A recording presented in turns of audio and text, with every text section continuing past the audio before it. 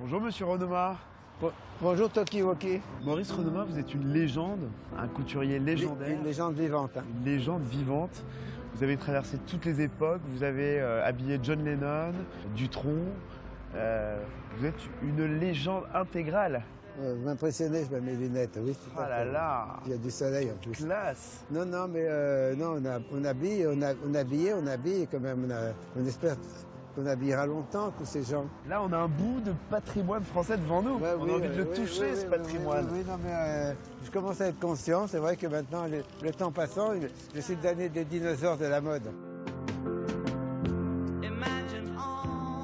De Lennon en passant par Dylan, Bardot ou Gainsbourg, Maurice Renoma est l'un des couturiers les plus célèbres des années 60. Il a su traverser les époques avec brio pour aujourd'hui devenir un photographe exposé à l'espace Niemeyer.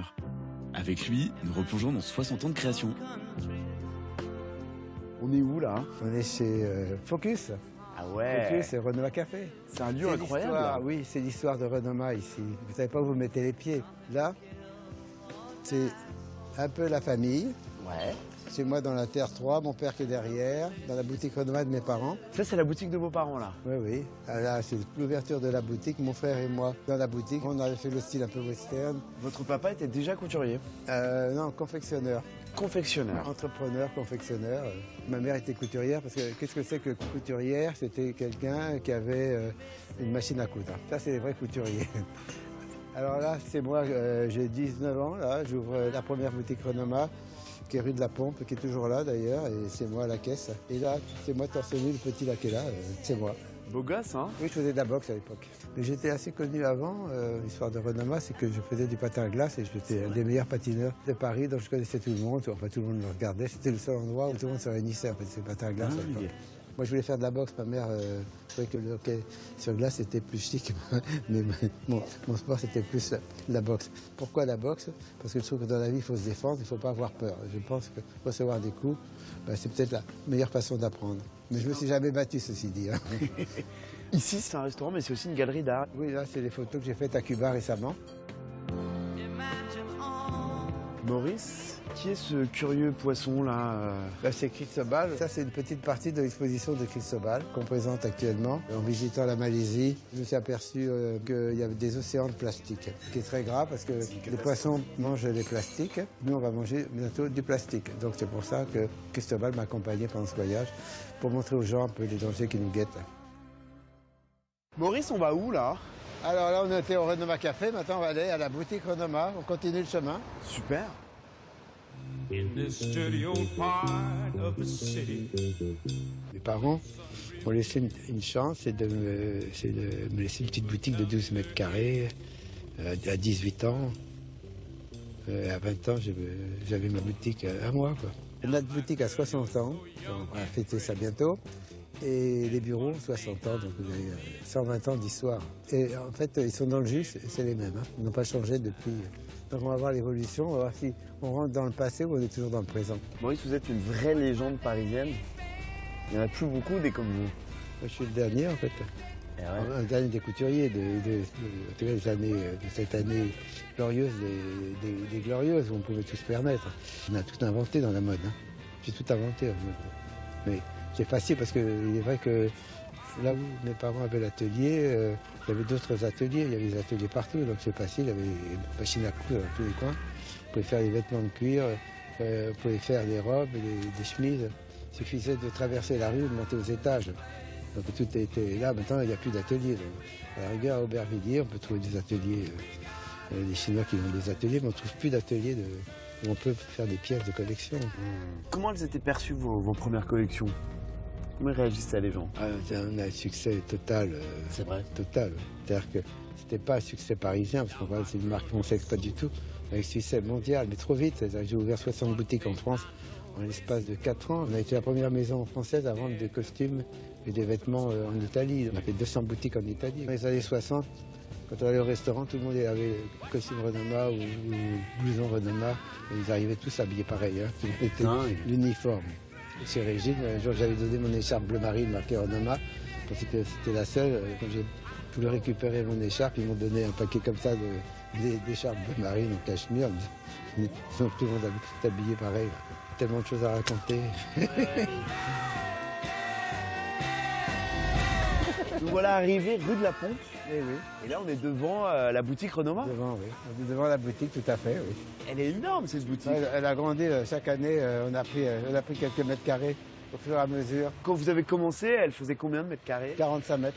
45 mètres carrés, ah ouais, c'est tout petit. Bon, je vous fais là une petite visite de la boutique. Bon, la base des vêtements Renoma, vous l'avez, c'est les manteaux croisés, évidemment, un peu militaires, qui étaient la base des collections. Puis c'est ça, de la soie et du cachemire, c'est beau. Hein. Ah, c'est magnifique, belle matière. C'est de l'angora, là, il faut toucher. C'est chic, hein. Il faut rentrer avec la caméra dans la matière, quoi. Tiens, ça c'est intéressant.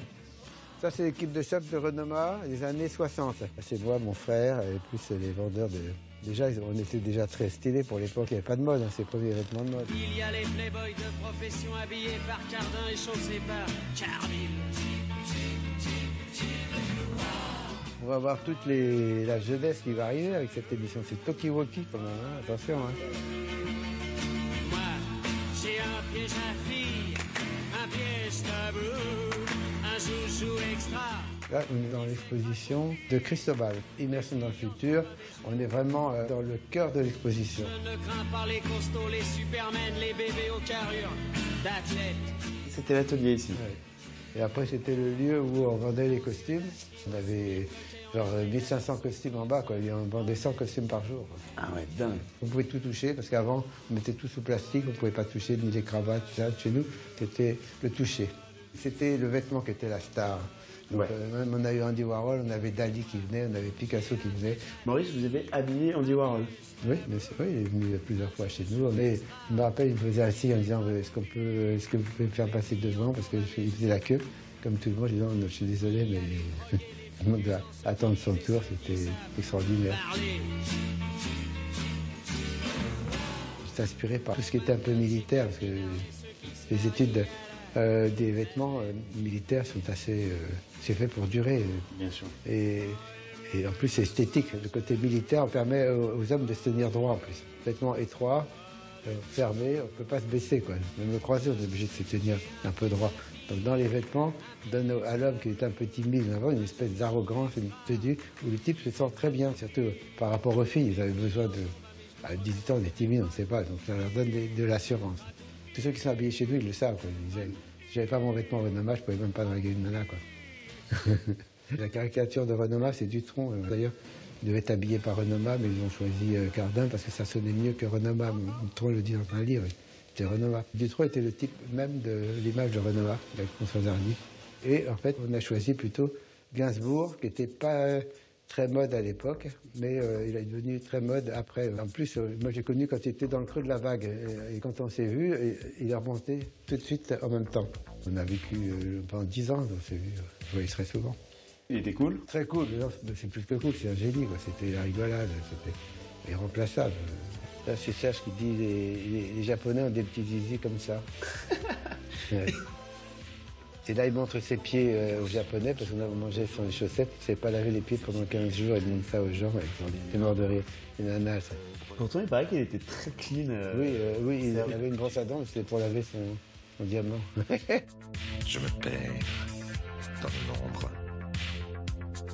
pour atteindre aux sordide. Welcome to Maurice, on est où là? Alibaba House. Il est hallucinant cet endroit-là. On est au paradis, donc on a nos bureaux ici. On a eu de la chance d'avoir nos bureaux près de la boutique. Voilà, vous avez de la chance. Madame Champenois qui est là depuis 40 ans est toujours là, quoi. C'est bien. C'est la star de la maison. Ça, c'est mon bureau, là, tout a été décoré, là. C'est trop chic. Ouais, c'est pas mal. Je ne suis pas souvent dans les bureaux parce que je suis plutôt en dehors des bureaux. On continue la visite? Allez, on continue la Et visite. je vous amène. Évidemment, mon dada, c'est la table de ping-pong parce que... Et oui, il paraît que vous êtes un grand joueur de ping-pong, Maurice. Oui, je fais 4 heures par jour. C'est vraiment... Voilà. C'est indétrônable, il n'y a que la championne du monde qui peut me battre. C'est vrai? Je ne plaisante pas. Hein, Jérôme Bonin, notre DG. Ça, encore une salle de réunion. Alors évidemment, Renoma, c'est la peinture, c'est la photo, c'est la mode, c'est la musique. Ça, c'est ce qui reste de notre exposition du street art. Alexandra, directrice artistique de chez nous. Et ça, c'est quoi, ça? Ça, c'est une récompilation de toutes les photos mode Comme de la ces non plus. derniers mois.